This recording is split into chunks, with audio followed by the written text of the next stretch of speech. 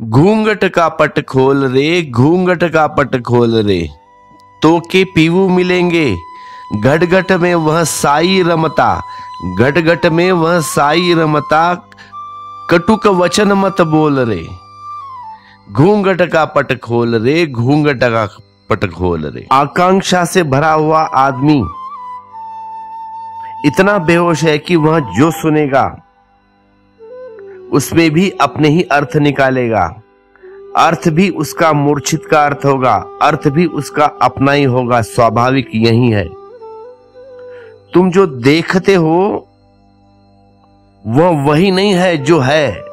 तुम वही देखते हो जो तुम देखना चाहते हो। तुम वही सुन लेते हो जो तुम सुनना चाहते हो। तुम वही खोजते हो जो तुम खोजना चाहते हो। किसी दिन उपवास कर लो, फिर उसे रास्ते से गुजरे जिस से रोज गुजरते थे, जो दुकान मिठाई की भी कभी न दिखाई पड़ती थी, पहली दफा दिखाई पड़ेगी क्योंकि पेट में अन्न नहीं है।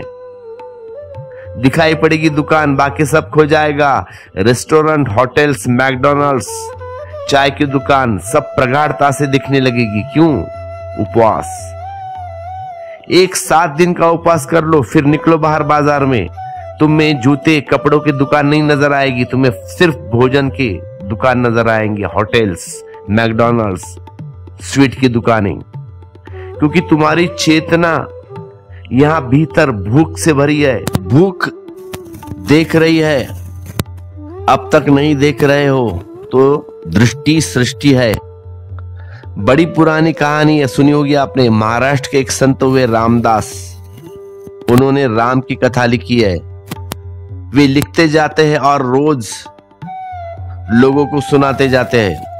कहते हैं कथा इतनी प्यारी थी कि खुद हनुमान जी सुनने आते थे, छिपकर बैठ जाते थे भीड़ में। जब हनुमान ने सुनने आए तो बात कुछ राज की होगी ना, कि हनुमान जी आते हैं कथा सुनने खुद।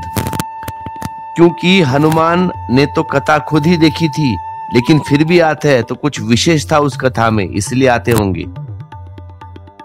रामदास कहते थे इसलिए कुछ बात और थी। देखने वाला मौजूद था, चश्मदीद गवाह। वह यह कहानी सुनने आता था रोज। लेकिन जब एक जगह हनुमान जी को बर्दाश्त न हुई, क्योंकि हनुमान का ही वर्णन हो रहा था और रामदास ने कहा था कि हनुमान गए अशोक वाटिका लंका में, और उन्होंने वहां पे देखा कि फूल सफेद रंग के चारों तरफ फूल है। तब हनुमान जी ने उठकर कहा कि ठहरो भाई, सुधार कर लो, फूल सफेद नहीं थे, फूल लाल थे। तो रामदास ने कहा कि कौन नासमझ बीच में सुझाव कर रहा है। तब हनुमान जी प्रकट हुए और कहा कि मैं ही खुद हनुमान हूं जिसकी तुम कथा कह रहे हो, और मैं ही कहता हूं कि वहां फूल लाल थे, सफेद नहीं। रामदास जी ने कहा कि कोई भी हो चुप बैठ जाओ, फूल सफेद ही थे। अब झगड़ा बहुत बड़ा हो गया और तब एक ही उपाय था कि अब राम के पास जाया जाए। तो हनुमान जी ने कहा कि चलो राम जी के पास, वे जो कह देंगे वह निर्णय, क्योंकि यह हद हो गई। मैं खुद चश्मदीप था, मैं खुद चश्मदीप आदमी हूं, और तुम कहते हो कि फूल सफेद थे। मेरी कथा ही तुम लिख रहे हो, और वो भी हजारों साल बाद कह रहे हो, और एक ही बात पर जिद कर रहे हो कि क्या बिगड़ता है कि फूल लाल हो या सफेद। पर रामदास ने कहा बिगड़ने का सवाल नहीं, जो सच है सच, फूल सफेद ही थे। तो झगड़ा गया राम जी के पास, भगवान राम के पास, और राम ने हनुमान से कहा कि तुम चुप रहो। रामदास जो कहते हैं वह ठीक है। तुम उस समय इतने क्रोध में थे, आंख खून से भर गए थे शायद, इसलिए लाल दिखाई पड़े होंगे। रामदास को कोई क्रोध नहीं है, वह दूर तटस्थ भाव से देख रहे, फूल सफेद ही थे, मुझे पता है। तो जब तुम क्रोध से देखोगे तो चीज और ही होंगी, और ही हो जाएगी। स्वभावतः जब तुम लोभ से देखोगे तो चीज और ही हो जाएंगी। जब तुम वासना और कामना से भर जाओगे और देखोगे तो चीज में एक और ये सौंदर्य आ जाएगा जो है ही नहीं। देखने वाला अपने को ही फैला कर देखता है, इसीलिए तुम्हारी दृष्टि ही तुम्हारी सृष्टि हो जाती है। जब तुम बदलोगे और तुम्हारी दृष्टि बदलेगी, तत्क्षण सारी सृष्टि बदल जाएगी। जहां तुम्हें बहुमूल्य दिखाई पड़ता था वहां कचरा दिखाई पड़ेगा, जिससे तुमने असार समझकर छोड़ दिया था।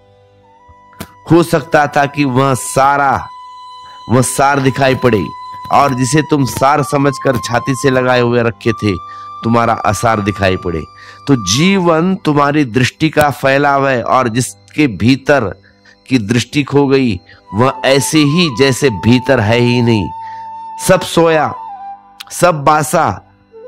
उस भीतर की दृष्टि के सोने के कारण तुम जीवन के भीतर के अंगों को देख नहीं पाते। बाहर की आंख बाहर को देख सकती है, भीतर की आंख भीतर देखेगी। तुम देखते हो मुझे, तुम देखते हो टीवी, मोबाइल, लेकिन अगर बाहर की आंख से देखते हो तो तुम कुछ और देखोगे। तुम शरीर को देखोगे, तुम मुझे ना देख पाओगे। अगर तुम भीतर की आंख से देखते हो तो तुम मुझे पाओगे। तब शरीर सिर्फ घर रह जाएगा, ऊपर के वस्त्र और भीतर के चैतन्य का आविर्भाव होगा। अगर तुम सिर्फ कानों को सुनते रहे बाहर से तो तुम मेरे शब्द सुन पाओगे।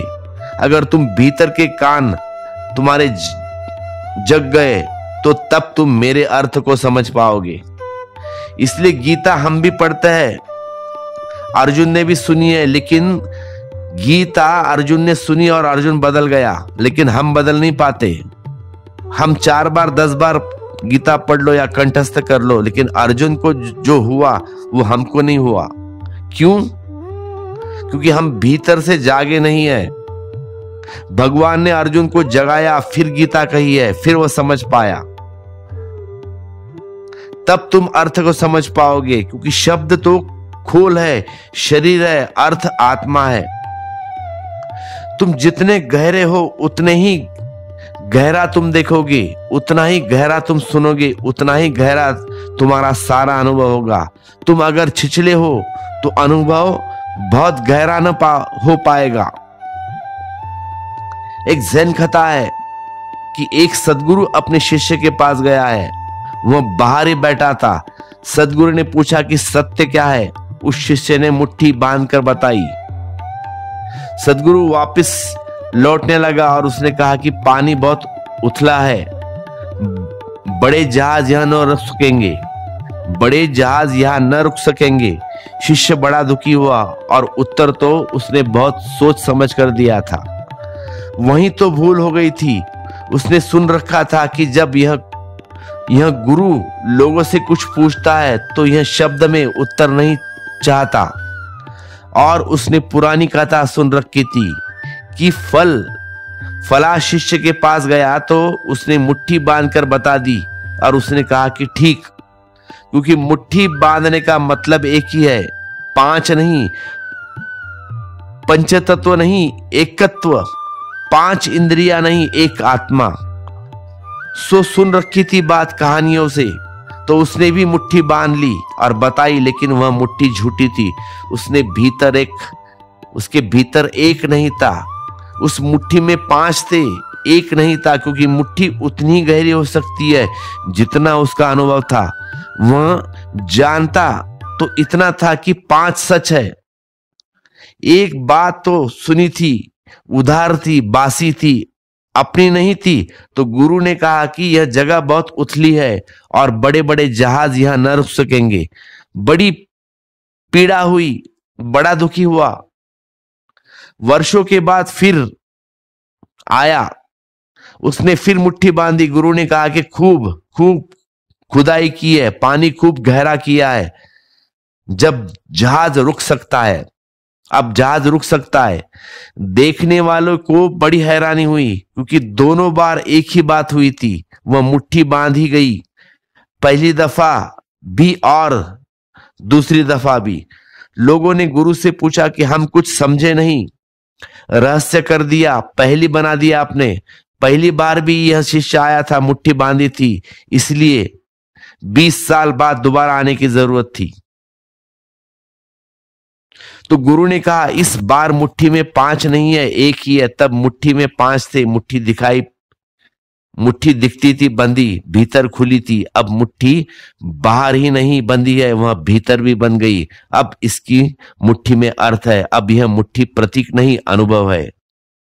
तो शब्द तो वही है, प्रतीक वही है, लेकिन जैसे ही तुम बदल जाते हो, तुम्हारे शब्दों का अर्थ बदल जाता है, तुम्हारे जीवन के ढंग, तुम्हारे जीवन की सुरक्षा बदल जाती है। सब कुछ वैसा ही रह जाता है, फिर भी कुछ भी वैसा नहीं रह जाता। सब कुछ ऊपरा ऊपर वैसा ही होगा। तुम कभी बुद्धत्व को उपलब्ध हो जाओगे, कभी तुम्हारे भीतर का कबीर भी जागेगा। आखिर कितनी देर लगाओगे? सब ऊपरा ऊपर ऐसा ही होगा। जैसे आज है, दुकान जाओ, घर काम करोगे, ऑफिस जाओगे, बच्चों का पालन पोषण करोगे, भूख लगेगी, खाना खाओगे, सोओगे, सब ऊपरा ऊपर वैसा ही होगा। पहली मुट्ठी, लेकिन भीतर भीतर सब बदल जाएगा। दूसरी मुट्ठी, तुम बदल जाओगे और तुम्हारी बदलने के साथ जीवन के सारे अर्थ, जीवन का सारा काव्य, जीवन की सारी प्रतीत बदल जाएगी। जब भीतर की आंख खुलती है तब तुम्हें पदार्थ दिखाई नहीं पड़ता, या पदार्थ दिखाई पड़ता है तो हाल हो जाता है। पदार्थ के भीतर छिपा हुआ परमात्मा वह दिखाई पड़ता है, पदार्थ उनकी पारदर्शिता खो जाती है। तो ये 2 बातें ख्याल रख ले। पदार्थ सत्य पर नहीं, अपनी ही आंख पर है। इसीलिए घूंघट किसी और ने नहीं डाला है, कोई और डालेगा तो आदमी सदा के लिए परतंत्र हो जाएगा, क्योंकि जब वह उठाना चाहता है तब उठेगा। लेकिन मनुष्य की आत्मा परम स्वतंत्र है, यही उसकी गरिमा है। तुमने ही डाला है। भटके हो तो जानकर, भटकते हो तो बूझकर। अगर गलत भी हो गए, तुम ही गए हो, और इसीलिए सुगम है कि तुम ठीक मार्ग पर आ जाओ। जिस दिन चाहोगे उस दिन आ जाओगे। दूसरी बात यह है कि ऊपर की आंख पर घूंघट नहीं है, घूंघट भीतर की आंख पर है। इनको ख्याल में रखे।